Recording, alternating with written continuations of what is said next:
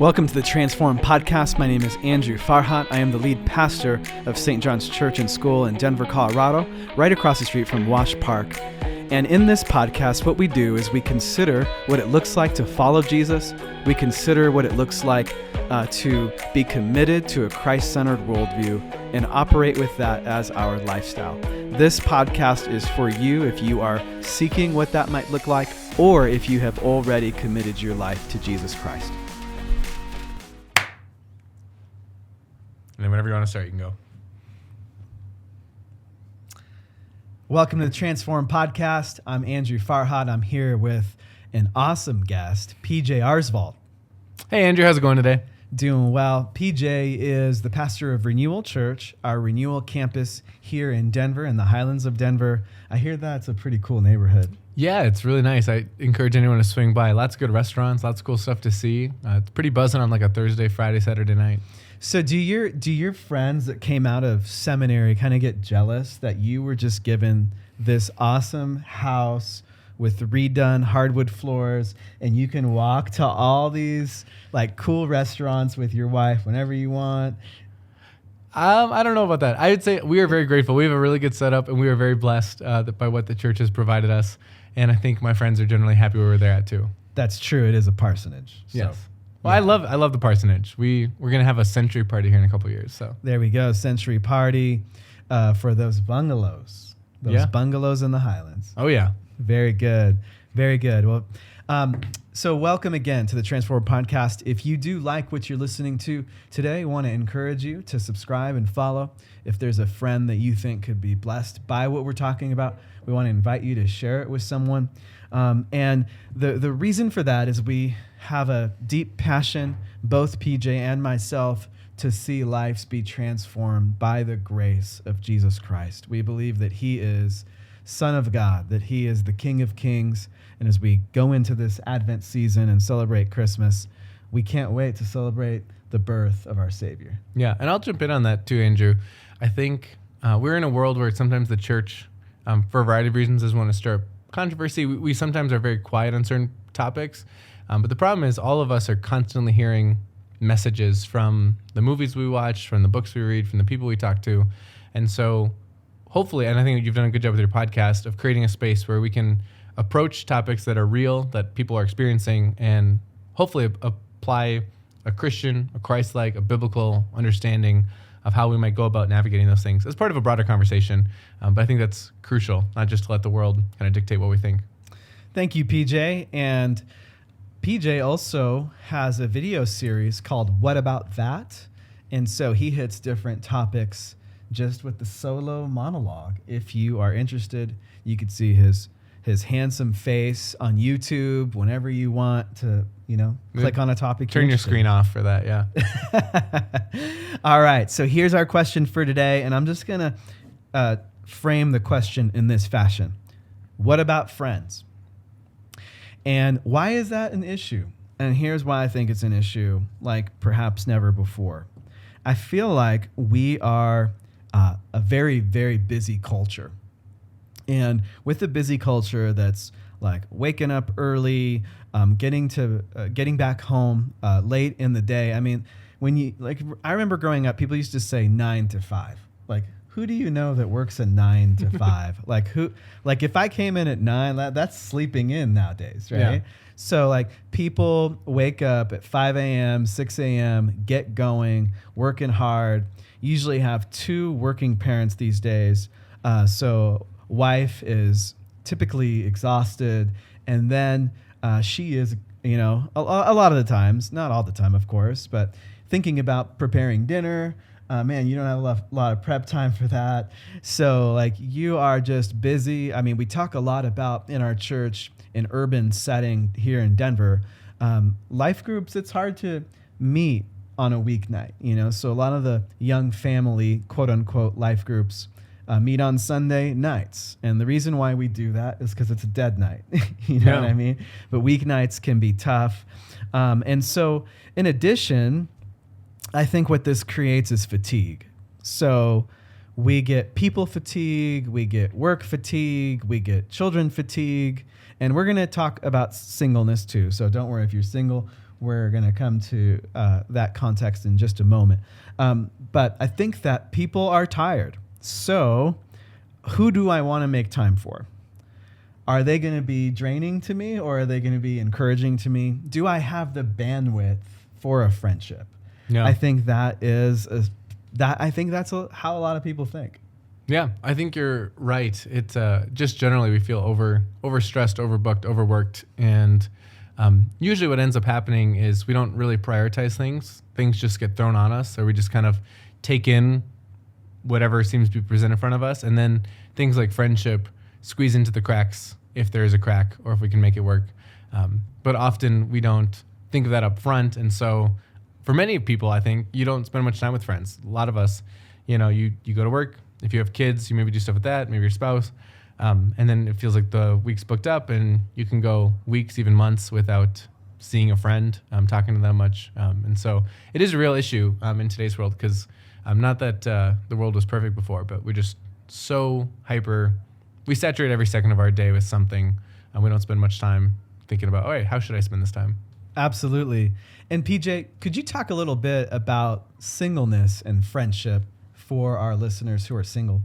Yeah, well, I think friendship is important for everybody. I think it's, again, when Adam was created in the garden and God said, it is not right that man should be alone.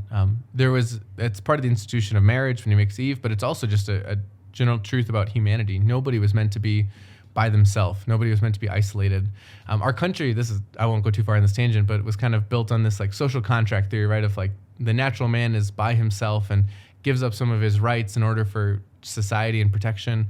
But there's no person who's ever been born in a situation where they're alive by themselves. Everyone is born to parents, in a community, so on. And so we are made for connection with others. And it's true of people who are married, people who are dating, and people who are single. And sometimes, as a church even, or as a society, we can hold up romance and love and marriage so much that we neglect to talk about the importance of just having good friends. And for those who, for whatever reason, God has not called them to marriage, maybe they haven't found somebody, maybe they're waiting, it's important that they still have good friends, that they're not alone. Again, true of married people too, but especially for single people, you're not meant to be by yourself. And so it's important that we talk about having connections outside of just you. And the church likes to talk a lot about marriage and family, doesn't it? Oh, yeah. For real, when I was in St. Louis, I remember seeing a giant billboard off one of the interstates. It said, blah, blah, blah church, we're family friendly. Now, what that tells me, if I'm a single person, is, that's not a church for me. That church is geared towards people with 2.5 kids at home, maybe 1.5. I don't know what the demographics are now, but if I'm single, that's not my church. Absolutely. And then there was a ministry, I think, that really got popular in the 90s called Focus on the Family. Have you heard of that one? I think it's still going strong. It's based down in the Springs. Down in Colorado Springs, just an hour south of where we're at. So there's a lot of emphasis on family in the church, and that's positive, but we have to make sure that we are also talking to single people too, because it's like the whole culture could be geared towards, if you're single, promoting your loneliness. Being alone. But like you said, we are all made for relationships. The Trinity is Father, Son, and Spirit. And so 3 persons coexisting in the one Godhead. And so they are in community with each other. They love each other. And we'll get back to that. And so just diving right in then to friendship and going off of that context that we are in, I just want to quote from Proverbs 17, verse 17. The book of Proverbs has a lot of great truisms and wisdom for friendships. And here's one of my favorites. A friend loves at all times, and a brother is born for adversity. I love that, because I know, we need people in this life that have our backs. Yeah. That are there for us. They're gonna stick close to us. They're gonna be there for us, because life in this world's not easy. There's gonna be things that go wrong. There's gonna be suffering. There's gonna be frequent sicknesses. We know nothing about that, right, PJ?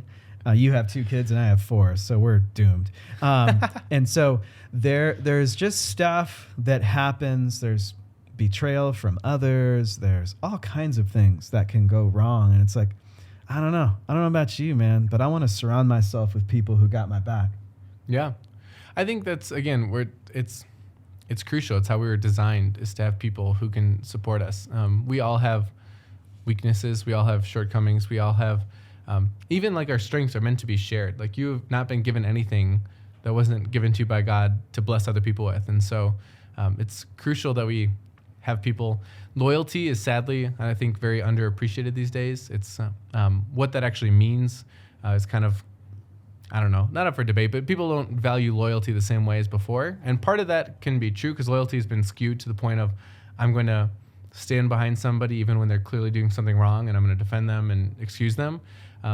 When true loyalty should be, hey, if you're in the wrong, I'm going to call you out. I'm going to help correct you, but I'm still going to stand by you. I'm not going to desert you. Mm-hmm. Now we've kind of overcorrected to as soon as, if Andrew's in a scandal, I got to get out of here because I don't want my reputation to be damaged, rather than standing by him. So I love that proverb. And the Proverbs are filled with just great wisdom, especially about friendship, but all sorts of topics about here's some good wisdom from God about how to live. And it's good to have people who are there behind your back. Absolutely. And so I would also say this. Like, I think we're in a world where it's like, do I want to take initiative and text and say, hey, you want to go do something? Do you want to get together? I know a lot of men that are not initiators. No. So they're not the social coordinator. Their wives are usually the social coordinator. So it's difficult in the world we live in today to take initiative because you're busy, you're tired. But then also there's that thought of like, you don't want to be that guy that always wants to do something either. And, it's interesting. Proverbs actually has something to say about that. It says, like if you're always showing up at your neighbor's house all of the time, your neighbor might kind of get irritated that you're always coming over so often. So I think that there's a little bit of that in our culture today that we're worried about being that neighbor. Sure. However, my goodness, if you're listening, we're on the opposite side of the spectrum of that proverb. It's okay to initiate. It's okay to text. It's okay to give somebody a phone call and to say hello. It doesn't have to be this thing that's like, oh no, I'm going to be that guy that always wants to do something, that's looking for the social gathering. No, we are all made for relationships. And through that process, you might be surprised at the kind of friend that you will discover. And I would say too, and it could be that there are others that you may not have as much chemistry with or whatever for a friendship, and maybe you figure that out and they're not reciprocating, but it's okay. It's okay. It doesn't have to be seen as rejection. Yeah, that's the fear. I think rejection. We're afraid of rejection. But you know what? We're all navigating who we're going to be friends with. Friendships are important. I think a very wise man told me once, Andrew, pray for it and seek it, and God wants to give you something good here. Yeah, that's really good. Yeah, I totally want to echo everything you said about kind of our fear of initiation. I think because it is a rejection. Like there's something that like it stings, and that's part of with any relationship. When you put yourself out there, when you care about somebody, you're opening your heart to be hurt in a way. And so sometimes when it's like, hey, do you want to do something? And you get that no, or you get the feeling like, oh, I'm just a nuisance to somebody. That's where you can read them. If they clearly don't want to hang out, don't bug them too much. But we have kind of lost a little bit of that just desire to start something, make time. Think of even like how many times we used to, as a society, different times and places, you used to swing by. The proverb, it implies that you're not texting your friend, right? You have to go to their house. Hey, do you want to hang out?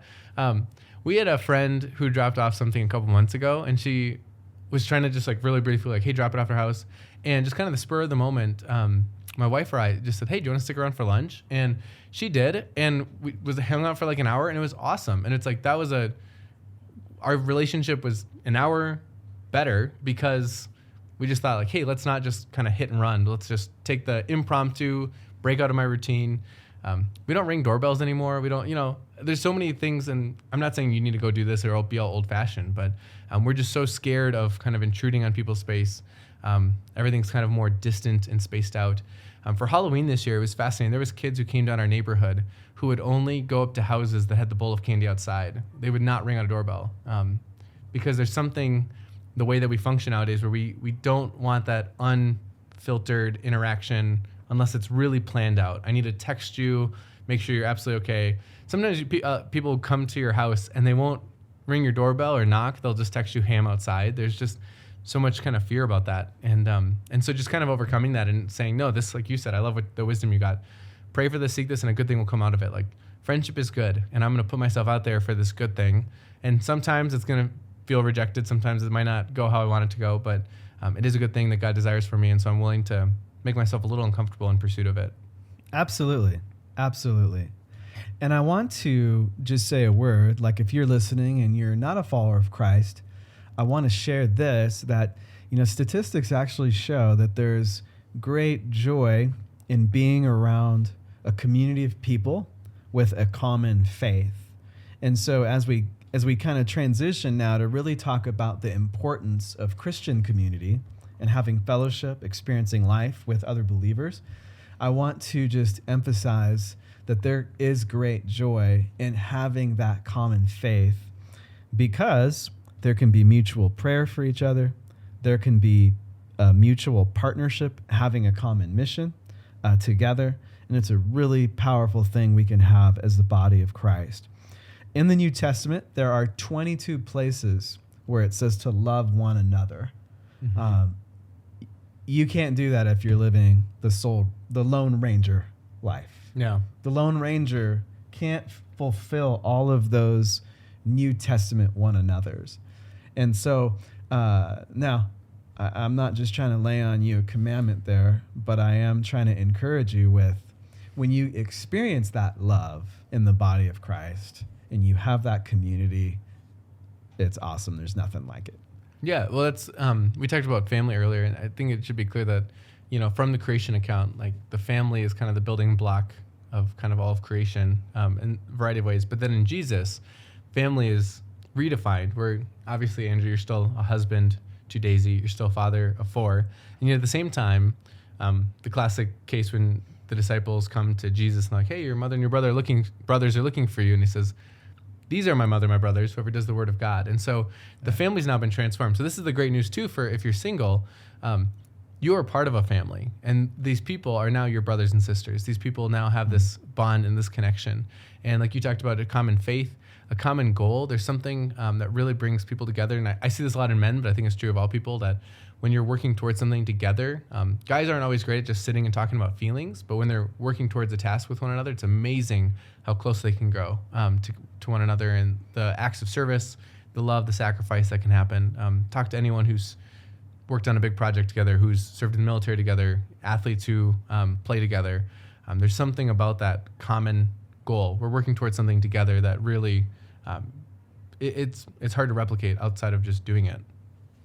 And as you're working towards that common goal, iron sharpens iron. And if you don't have those kinds of relationships, you can't be sharpened. You're kind of in your own world, in your own head, and maybe you don't know that you need those people to sharpen you. Yeah. And I want to just share a couple of proverbs, because earlier you talked about speaking into each other's lives and being corrected. Yeah. And Proverbs 27 verse 9 says, oil and perfume make the heart glad, and the sweetness of a friend comes from his earnest counsel. Faithful are the wounds of a friend. Profuse are the kisses of an enemy. Yeah.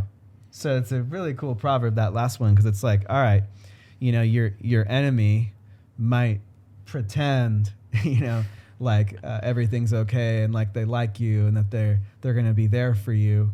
However, what this proverb's saying is I'd rather have somebody that's really telling me where my blind spots are rather than just lying to me about it. Yeah. Oh, 100%. I think it makes me think of Psalm 141 says something similar when it says, the rebukes of a righteous man are like oil on my head. Let not my head refuse it. And we don't pour oil on head today, but this was a sign of anointing, a sign of honor, a sign of purity and beauty. And so the idea that even a rebuke, which is, hey, you did this wrong, you got to do better, from a righteous, good man is something good for me. And in this prayer, like, God, don't let me reject that. Let me actually receive it. And so I love what you just pointed out, those proverbs, that even counsel, even correction from good friends, from trusted, godly people, is actually a really great thing. Now, sometimes it still stings, and so sometimes we can avoid those topics. But they're actually for our blessing and our betterment. You think of how many of the great people in our world probably received a ton of rebuke, a ton of correction, but they received it and were refined by it. Iron sharpens iron, like you said. And often, especially with guys, we can be super shallow in our conversations. We don't want to disrupt things. We're not comfortable with those things. And again, part of that's because guys, I don't think are always meant to just like sit and talk. We kind of need to be doing something. But there was a really sad SNL skit shortly after the Super Bowl, Travis Kelce, called Straight Male Friend. And it was like an infomercial advertising, hey, you could have this straight male friend who will never have any drama. You can not talk to him for months and he won't care. And you never have to worry about him like bringing up any sensitive topics. Like, he's just going to want to eat wings and watch football, and that's it. So it's really casual. And it's sad because of how true it is. And so that's why in the Christian community, it's so crucial that we're willing to talk about these important things and to sharpen one another and be willing to receive that rebuke to grow, but in a way that's loving. Again, I don't diss somebody, or I don't want to diss anyone, but I don't point something out in somebody just so I can feel better than them. I point it out because it's like, hey, I care about you, and I see that this is hurting your work, hurting your family, hurting the way you spend your time. You're hurting your relationship with God, and so I'm going to call it out of love, and then hopefully we can do that mutually and receive that. Yeah. When I reflect on what you're saying, I can't help but think about all of the people in the past 20 years that have spoken into my life to correct me at different points. And as they have spoken into my life to protect me and care for me, I think if it wasn't for them, I would not be where I am today. I would not have grown. I would not have flourished in the fashion that I have if it weren't for them. Yeah. And part of that too, I like what you just pointed out, because I totally feel the same way. But it also then comes in a relationship of love and trust. So if that person was only in your life to say, hey, you suck at this, you're bad at this, it would be different than somebody who you know has your back. We talked about that earlier. Who then says, hey, Andrew, I care about you, and so I feel like you need to make this correction. And so that's why, again, we're not just iron stabbing one another, but we're loving one another as the New Testament commands, and then within that context of love, sharpening one another. Absolutely. So I hope that by the grace of God, we've inspired you to desire to have community in your life and how important that is. If you are a follower of Christ, we want to invite you to make community with other believers a priority.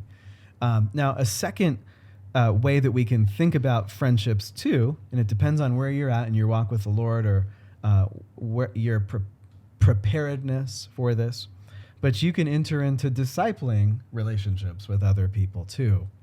And so oftentimes this can happen naturally if you're a life group leader and you have people in your life group. This also can happen in one-on-one friendships where you say, hey, let's read this book together. Or another thing that we've been doing also is we've been going down to the public table house to have a beer and then talk about some different Christian books with some men in our church. So that's a great opportunity to have discipling relationships and get to know some other men.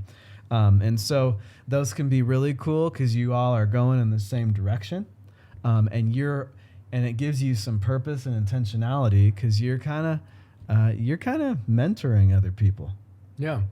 Well, I think that's a really good point. And part of this part of being human is that we're constantly helping form other people and also being formed by others. And so I think it can be helpful sometimes to look at people who we want to walk after, follow, learn from. Again, and it's still a friendship, but also a friendship where you're being discipled and formed. I think of Paul saying, imitate me as I imitate Christ. Like, he's setting himself up as an example, saying, hey, I'm following Christ. He's clear in his writings. He's not perfect. He's not Christ. But he's saying, hey, do what I'm doing. And so I think it can be helpful sometimes to look at who are people in the Christian community, who are Christians that I want to be more like, that I want to learn from.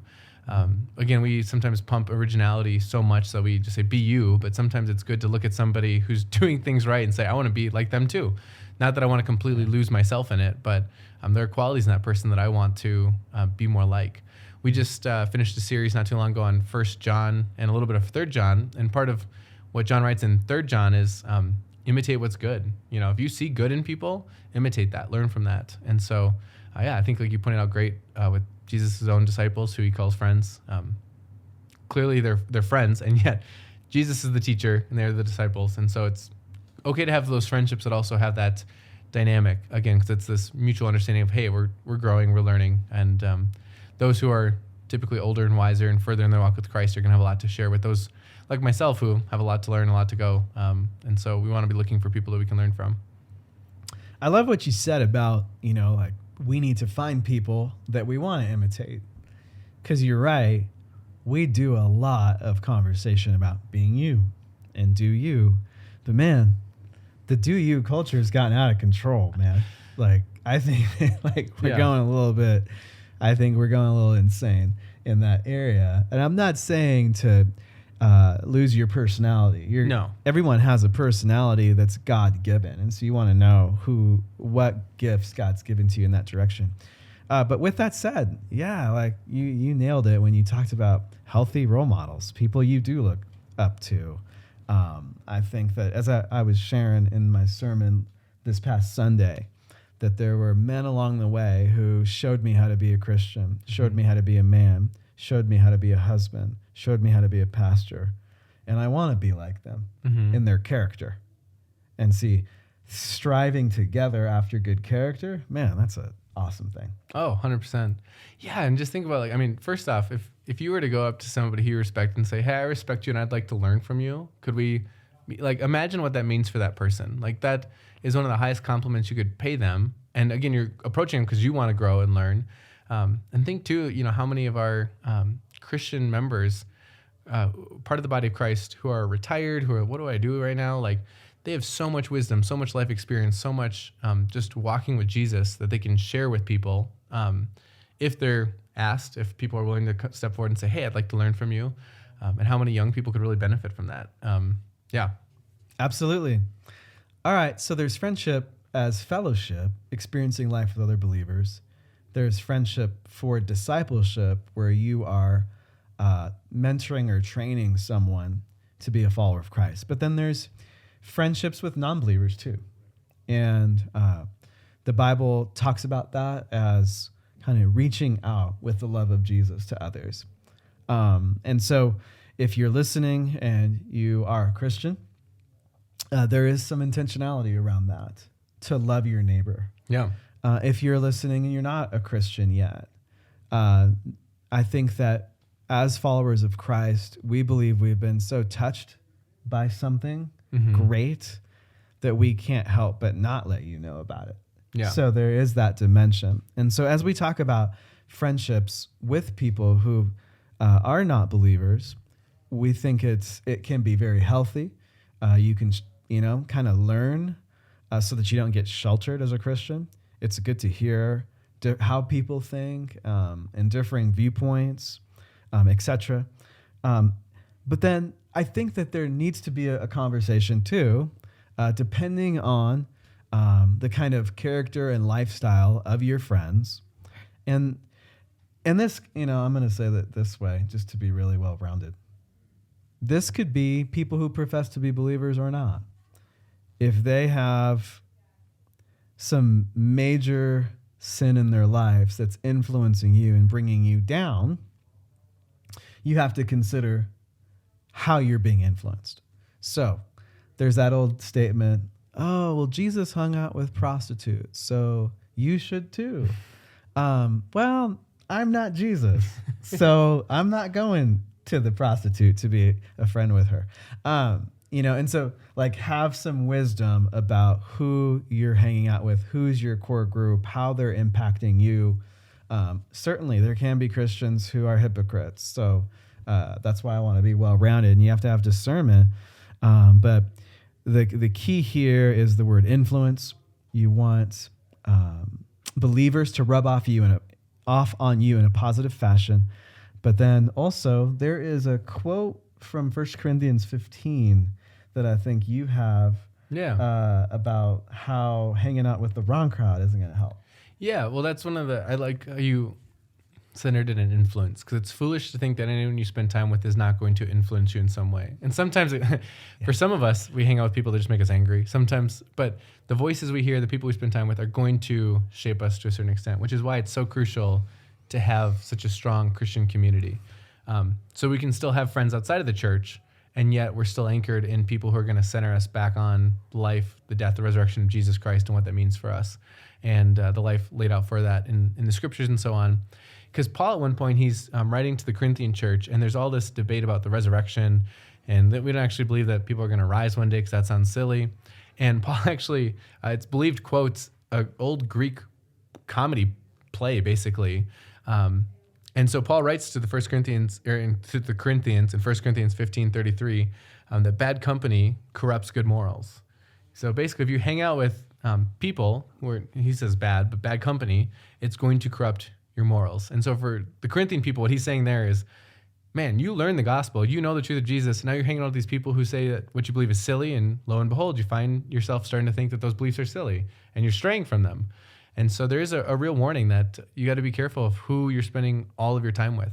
Paul talks about being unequally yoked with people too, and that certainly applies to a marriage where you want to be on the same page about Jesus with whoever you're married to, but also just being careful with our friends. If I'm giving this person so much influence over my life and they're going to lead me away from Jesus in some sense, that's eternal life and death matters. That's not a small thing. Now, at the same time, if we only ever hung out with people who are Christians, nobody would ever become a Christian again, because there'd be nobody to tell them the good news. As Paul also says in Romans, how can they believe unless they have heard? And so somebody needs to tell them. And so it's good to have non-Christian friends, but just also having that strong Christian community that you're spending the most time and influence with. So you're able to then go and be a strong witness, not only in words, but also in how you live your life and your deeds, your actions towards those friends. And I'll say too, it's not too that you have non-Christian friends just so you can evangelize them. Like, it's great, obviously. Like, again, if we believe that this is the most important thing that you could ever hear, as a Christian, if I love you, I'm going to bring it up. I think of how many times we have a friendship, they know way more about my fantasy football team than they know about Jesus Christ. Like, that's a problem. Like, if I'm willing to tell them all this other stuff, but I'm not willing to tell them the one thing that'll eternally save them, like, but you do it tactfully, you do it when the occasion arises. At the same time, I'm not just friends with you so you can evangelize. And as soon as I think, you're not going to believe, all right, I'm done with you. They're not a project in that sense. I can still love you just as my neighbor, as a friend. But again, as a friend, if I love you, I'm going to also bear witness to the fact, like, when you ask me what I did this weekend, I'm not just going to tell you I watched 9 hours of football on Sunday, which you should question whether that's the best use of time. I'm also going to say, I know. I'm also going to say, hey, I went to church on Sunday and I heard this really great message, so yeah. That's good. So, hey, what's wrong with watching 9 hours of football on Sunday? As somebody who used to watch more than 9 hours of football a week, that's a whole nother. Well, that's You're a recovering NFL addict. Yeah, and I was still recovering not recovered. Recovering. That's funny. Yeah, no, that's good. I want to go back to that later, but yes. Okay, sounds good. Yeah, and I think that it's important that we do have those friendships with non-believers, so that if they do need something, that if they do need encouragement, if they do need love, if they do have a question about Jesus, that you're there for them and that you could speak into their lives. Yeah. The last thing we wanted to cover as we talk about friendships is friendships with the opposite sex. And obviously this has the context of this is if you're married, so like, obviously if you're single, you should have, hopefully you desire to be married, and it's a good thing. If you don't, it's okay. Paul says singleness is good too. Mm-hmm. However, I think in this context, we're talking about friendships with the opposite sex when you're already married. And I think I would just frame it like this. So I think we're in a culture today that wants to just think that this is just fine. Yeah. Okay, so it's all fine because I don't think we like a lot of restrictions. No. But we also hate infidelity too. And we have to realize, like, from my research of infidelity, it doesn't just happen because somebody goes out to make it happen. Yeah. It usually happens because of this paradigm about friendship with the opposite sex. Mm-hmm. And they don't have any boundaries or wisdom with it. So what we don't want to do is be naive about attraction. So if you're attracted to somebody, that's a real thing. Like, God made that, and that's usually a starting point. Also, we don't want to be naive to spending a lot of time and really getting to know somebody and being tight with them and how that can affect your feelings, how that can affect your emotions.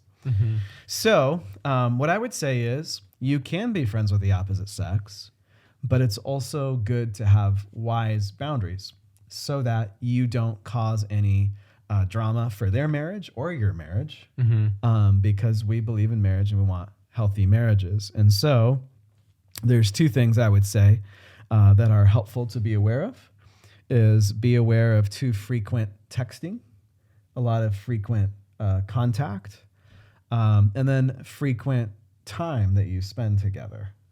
I think you want to be mindful that that can create something inside of you or inside of them that maybe was unintended. Yeah. And so the two words that I would use are frequent and familiar. You want to be frequent and familiar with your husband or your wife. You don't want to be too frequent and too familiar with somebody who's not your husband or your wife. Yeah. And I think it would probably make your spouse uncomfortable if they knew you were going down that road. Oh, definitely. Well, I think especially for those who are married, you've made a commitment to this person, and that comes with sacrifices. That means that you're not you're gonna treat him or her differently than you're gonna treat any other guy or girl on the street or even a friend. Like you have a commitment to that, and so yeah, you don't want to do anything that would cause doubt in their heart or questions. At the same time, it's part of your witness. So this is true of married or single. If the life you're living, even if let's say you're above board, quote unquote, gives a witness to the world that's suspect or questionable or would lead somebody to think, oh, he's not actually living out the life that he says he does or that the Christian church calls him to, that Jesus calls him to, that's not great either. And so just being aware of perception, well, perception is not everything. It matters. And then also, yeah, what situations are you putting yourself in? Sometimes we can, I like how you use the word naive. Sometimes we naively think like, oh, I can handle this. I can be in this situation or this won't go anywhere. You got to be very smart about what am I stepping into? What am I opening myself up to? For instance, let's say I'm trying to cut out sugar after 10 p.m. I don't know. It's a very arbitrary diet I'm not actually on. I had sugar after 10 p.m. last night. Let's say that was the case. I would be foolish to go check the candy cabinet in my house at 10:15. Just like, I'm just going to go look, just be smart about the situations you're putting yourself in, the witness it gives, and understand, again, you have a commitment to live holy in your relationship, your vocation, whether that's single or married, your sexuality, how you relate to the opposite sex. God calls us all to something, and that matters. And so we want to set ourselves up for success in that sense. No, that's very good. Very wise, PJ. Can I jump back to football? Yeah, jump back to football. Yeah, I want to jump back to football. It's that time of year. Yeah, I figure most people in this town, football is the biggest influence. I will say, just in general, as we talk about friendship, it is absolutely important. We talked about this at the very beginning, to sit down and think about priorities. We inherit a lot of priorities from the world around us. It is remarkable, and this is, I'm very guilty of this, just how many things eat up our time and our attention. I spend way more time scrolling through social media, vaguely glancing at friends' posts than I do praying for those friends or reaching out to them. We all feel very busy, and we all probably have way more time than we realize. But time is ultimately a gift from God. And so we ask ourselves, how does God want me to steward this time? If we just did Spotify Wrapped. If you actually had like a Wrapped of like you spent on average this many days or this many hours in a day doing this activity, I don't think many of us, myself included, would be very happy with the breakdown of how we spend our time. And the things that eat up time, we often would say, oh, that's not very important. And yet we do. So this is just my encouragement for all people to seriously reflect on what uses up your time, not just big chunks, but small chunks. How often do you spend watching sports, scrolling through social media, binge watching Netflix? Is there some of that time that could be spent with your family, could be spent reaching out to a friend and meeting up with them? Again, sometimes this is hard decisions. You have to reflect, all right, is it better for our family, for our kid to be constantly gone for this sport, or is it better for them to be at home as a family or with other Christian kids, friends? And I'll say with Christian parents, you should have a high influence on who your kids' friends are. You can't control that completely, but who you put them in proximity with, who you organize play dates with, is crucial. Again, not that they can't have non-Christian friends, but if you just leave it up to the whims, there's a lot of research that says for kids and children, their peers have more influence than their parents in their minds. And if you're a parent, you know that because your kids probably at some point stop thinking you're cool and all their friends are cool and they want to be just like them. So think about that. Think about who's influencing your kids, how you can do that, who's influencing you, how you're spending your time. It might mean you get a different phone that doesn't have internet access. It might mean that you say, I'm going to get rid of these things from my life so I can rededicate that time to reading scripture with my family, whatever. As somebody who struggles wanting to use this time well, just encourage everyone to take a hard look and really evaluate, how do you spend this? I have a feeling that we'd all have more time for friends if we reclaim some of that time that gets, for better, lack of a better term, wasted. Thanks for letting me go on my little rant, Andrew. No, that was great. And it reminds me in closing here of a book that I actually just recommended to you, that I recommend to others as well, by Carey Nieuwhof, called At Your Best. And in the book, he says, we all have the same amount of time. The question is, how do we use it? Yeah. And he says the only thing that's different between you and others with time is when you're born and when you die. But other than that, we each get 24 hours in a day, and we make decisions on how we will use those. Yeah. And I'll just add, one more thing on that. I heard a pastor recently who said, if you ever are struggling with time, say out loud what you're going to do. So so let's say I'm a pastor and I know somebody's in the hospital and could use a visit or a call, and I'm, feel like, I need to get a little bit more work done on my sermon. He suggests, say out loud, I'm going to spend 30 more minutes on this sermon and not go visit that person who could use spiritual care right now. And sometimes when you say that out loud, you're like, oh, that sounds really ridiculous. Like, I'm going to spend the next 30 minutes scrolling on my phone instead of playing on the floor with my kids. When you say it out loud, wow, sometimes it sounds a little ridiculous. And again, I'm not saying maximize all your time. God calls us to rest a lot too, but just think about it. And sometimes when you actually acknowledge how you're spending it, it can be eye-opening. I think if we get more intentional about our time, we will have more time for rejuvenation and restoration. Totally. And Sabbath. Yeah. Whereas if we don't, man, we're going to get consumed because we have not made any good intentional decisions with it. Yeah, because the world is a million things that'll take your time. Absolutely. So if you've been blessed by this podcast today, we want to encourage you to share it with someone else. If you have a question for us to answer on this podcast, you could email hello@sjdenver.org. We're so grateful for you tuning in, and we hope you were encouraged today. Take care.